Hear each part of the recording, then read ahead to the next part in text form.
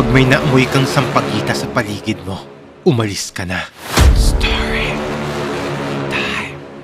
Ako si Mark, tubong Cagayan de Oro, at isa akong call center agent. Mahilig akong mag-rides kasi may motor ako.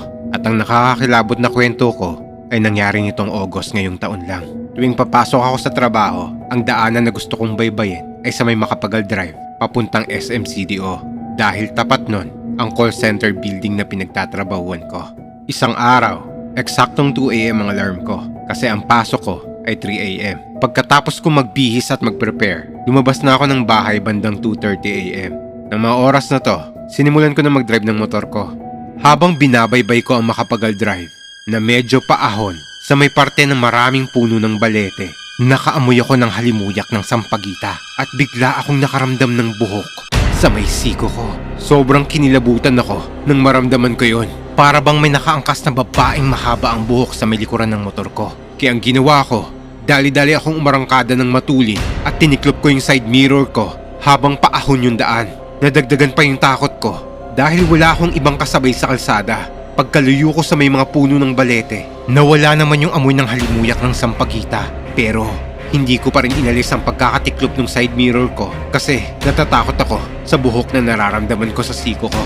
Dahil ang naisip ko, parang may umangkas sa akin ng mga oras na to.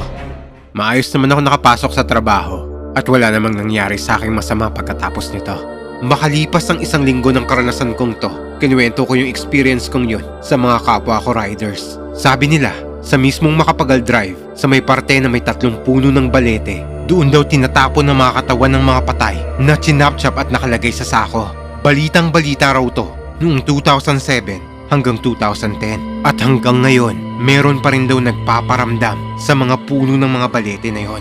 Yung iba kong kasamahan, ang karanasan naman nila ay may naaaninag daw silang nakaputing suot na babae na naglalakad-lakad pasado 2:00 o 3:00 ng madaling araw. At yung amoy ng halimuyak ng sampagita tuwing nadadaan ka raw doon, yun daw yung senyales na nasa paligid mo lang daw sila.